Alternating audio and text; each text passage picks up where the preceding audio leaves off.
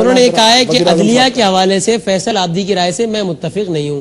اس پر آپ نے کہا ہے کہ 1 گھنٹے میں بیان واپس نہ لیا تو میں کھولوں گا ساری باتیں راجہ پرویز اشرف صاحب کی, جس سے میں نے کہا میں کل ان کو بیٹھ کے ڈسکس کروں گا, یہاں بیٹھ کے ڈسکس کروں گا کہ انہوں نے یہ بیان کیوں دیا.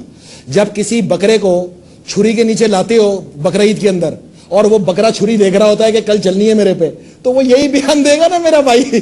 کیسے لوگ ہو تم لوگ بھی یار. اس کی قربانی تیار کھڑی ہے وہ, اور یہ کہے گا کہ یہ جج میری طرح کہے گا کہ یہ جج قابل احترام نہیں ہے, اس کو تو یہ آج رات کو ہی حلال کر دے گا.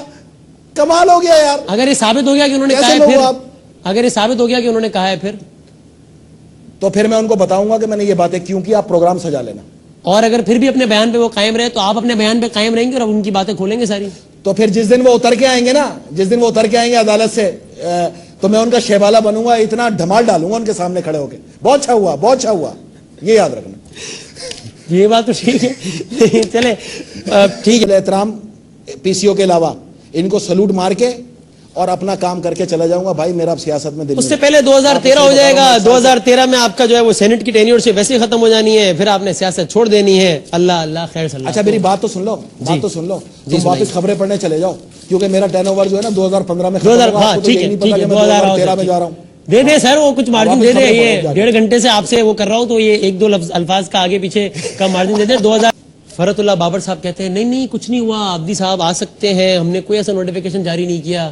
یہ لوگوں کے خدشات اس انٹرویو کے بعد بڑھ گئے ہوں گے کہ یہ سارے کا سارا میچ فکس ہے. نہ ایوان صدر داخلے پہ پابندی ہے. میری بات سنیں.